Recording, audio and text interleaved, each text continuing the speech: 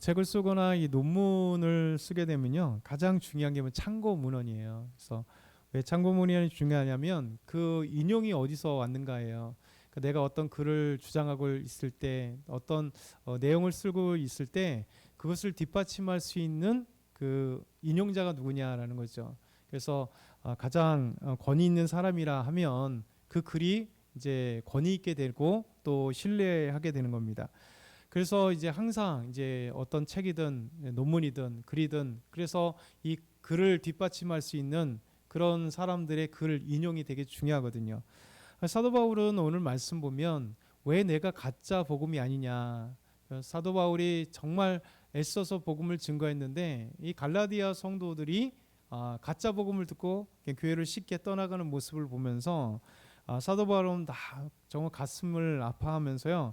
하늘에서 온 천사라도 내가 전한 복음 외에 다른 것을 전하면 저주를 받을지어다 이렇게 강력하게 얘기하고 있거든요. 그럼 왜 사도 바울이 이렇게 내가 전한 복음이 참된 복음이고 내가 복음을 전한 것 외에 천사가 와서라도 전하면 그것이 저주를 받을 것이다 이렇게 얘기하는 이유가 무엇인가? 오늘 말씀 그 첫 번째가 이렇게 말씀하고 있어요. 그 제목은 같이 읽을게요. 바울이 전한 복음은 사람의 뜻에 따라 된 것이 아니기 때문입니다. 오늘 말씀 11절에 보면 이렇게 얘기합니다. 형제들아 내가 너에게 알게 하노니 내가 전한 복음은 사람의 뜻을 따라 된 것이 아니라. 이것이 중요한 거죠. 사도 바울은 먼저요. 이 성도를 부를 때 오늘 형제들아 처음으로 부르죠.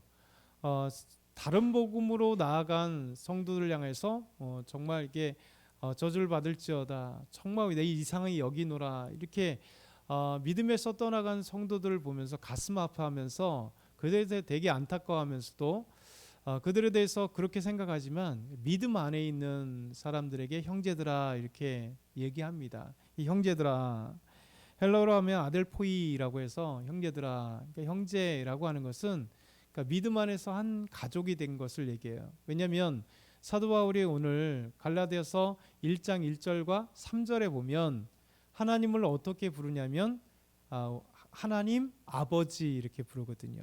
그렇죠? 하나님을 아버지로 부르는 거죠. 그래서 우리 믿음 안에서 하나님은 우리의 창조자 되시기도 하고 능력자 되시기도 하지만 우리의 아버지가 되시는 거예요.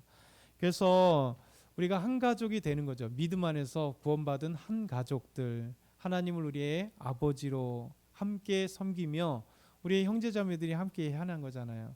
우리가 처음 예수님 믿을 때 교회 와서 제일 좀 이게 듣기 참 힘든 게 뭐냐면 형제님 갑자기 교회 오니까 자매님 이상하잖아요.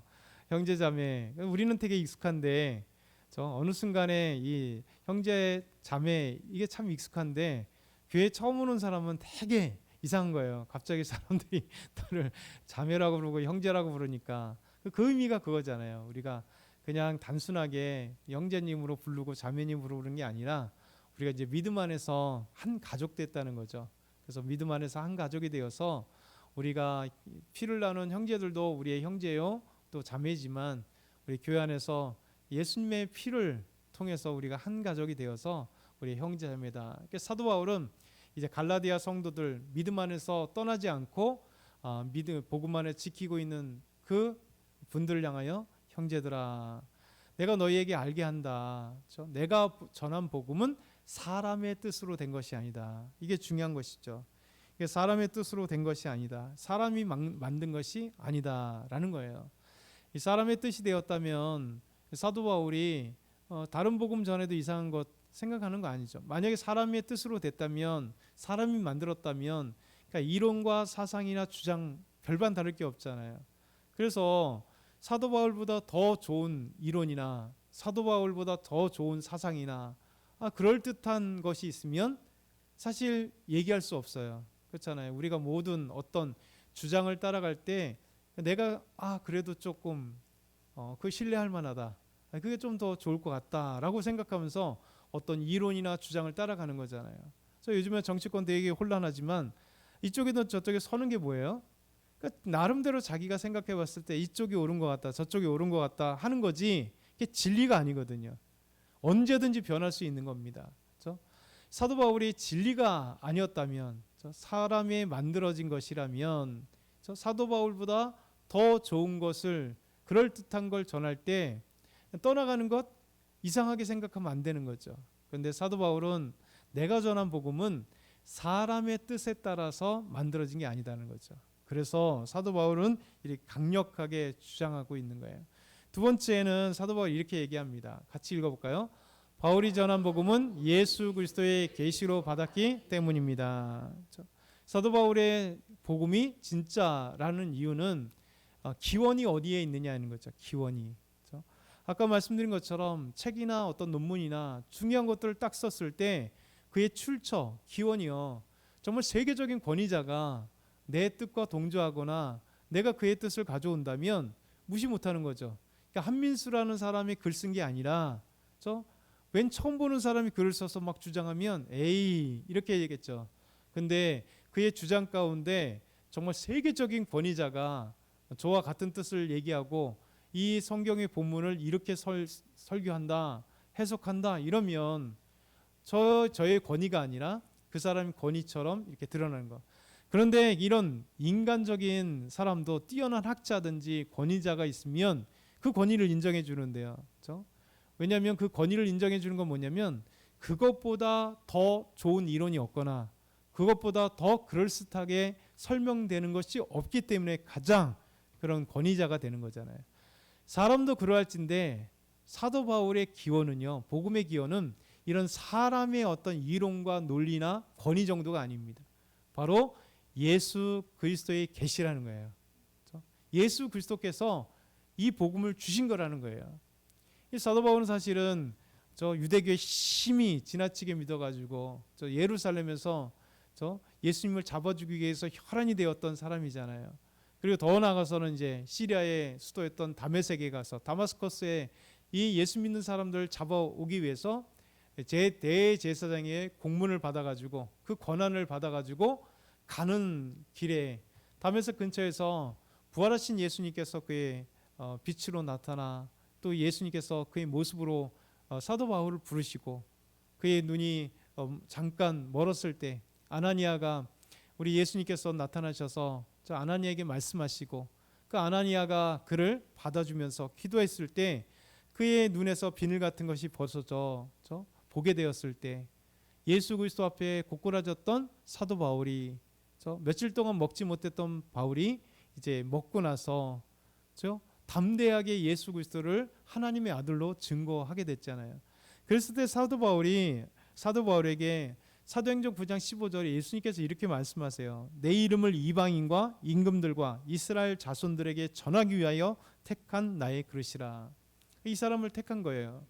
그리고 그 아라비아로 가기도 하고 또 사도 바울에게 나타나기 전에 3년 동안이나 있다가 또 사도들에게 나타냈고 그리고 나서 14년 동안이나 무명의 복음 증거자로 있을 때 우리 주님께서는 계속해서 부활하신 예수님이 나타나셨고 그에게 참된 복음이 무엇인지를 구약의 율법은 정통하고 이제 예수님에 대한 이야기가 이제 예수님의 그 모습을 보았기 때문에 사도 바울도 그 나이에 예루살렘에 있었다는 것은 예수님께서 살아계셨던 3년의 사역을 사실은 직접 보진 않았지만 듣고 그 증거자들 목격자들에 의해서 다 들었을 거예요. 그러면서 또 예수님께서 직접 말씀하신 것, 그래서 이게 바로 사도 바울의 계시라는 거죠. 예수님께서 계시로 자기의 주어진 계시가 뭡니까? 부활하신 예수님께서 나타나셨잖아요. 그래서 그분을 만나고 나서 바로 가서 즉시로 회당에 가서 예수님께서 하나님의 아들이시다, 하나님의 아들이라고 한 것 때문에 사도 바울이 사울일 때 그냥 막 분개해가지고 어떻게 예수란 자가 하나님의 아들이야 이렇게 얘기했잖아요.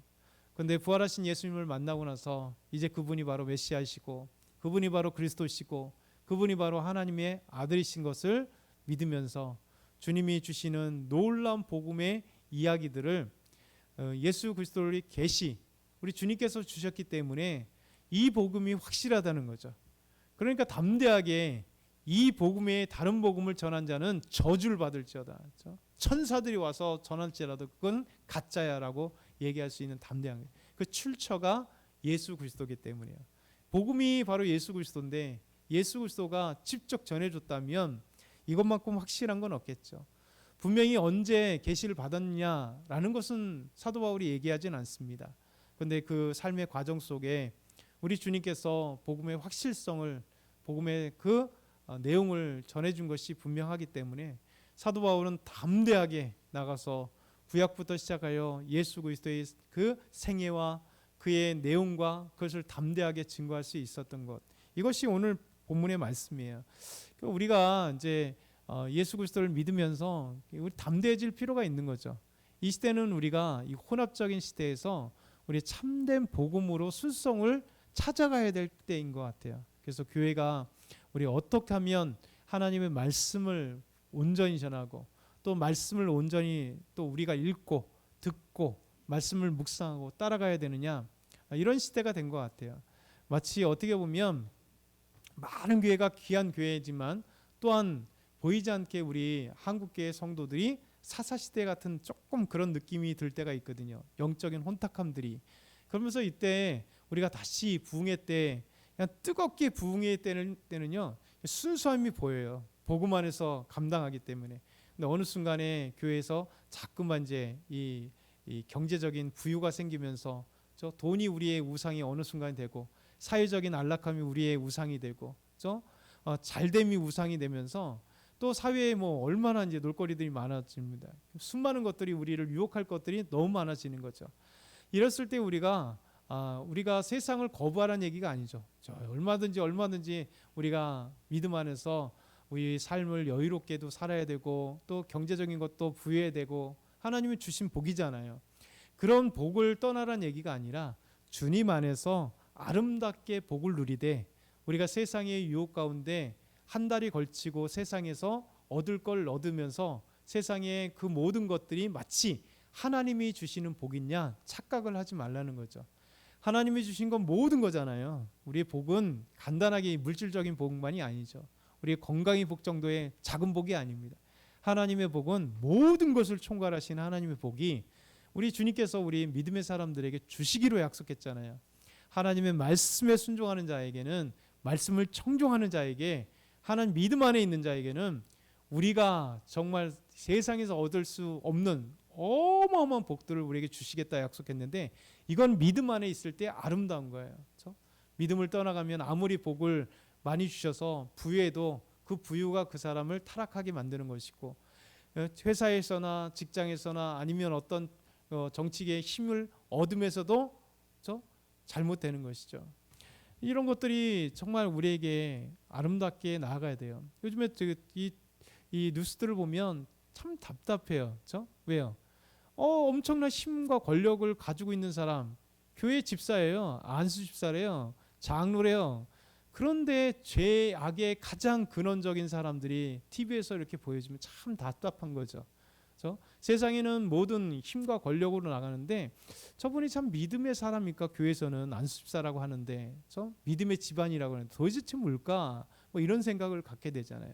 그러니까 우리는 정말 이게 믿음의 사람들은 더 힘들죠. 사실은요. 세상에 들어가서 우리 일을 하고 세상에 가는 건 일을 할 때 더 믿음의 사람들이 힘든데 우리에게 주어지는 하나님의 더욱더 아름다운 구리광석처럼 철광석처럼 하나님 연단하셔서 그 아름다운 보배를 나타날 때는요 우리가 더 세상에서 더 빛날 수 있는 것은 우리가 주님 안에 있을 때 우리를 더 사용하시는 하나님의 놀라운 능력입니다.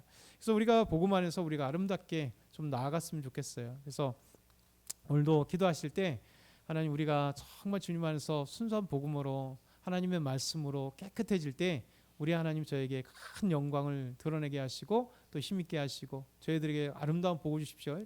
우리가 한번 같이 기도했으면 좋겠습니다. 우리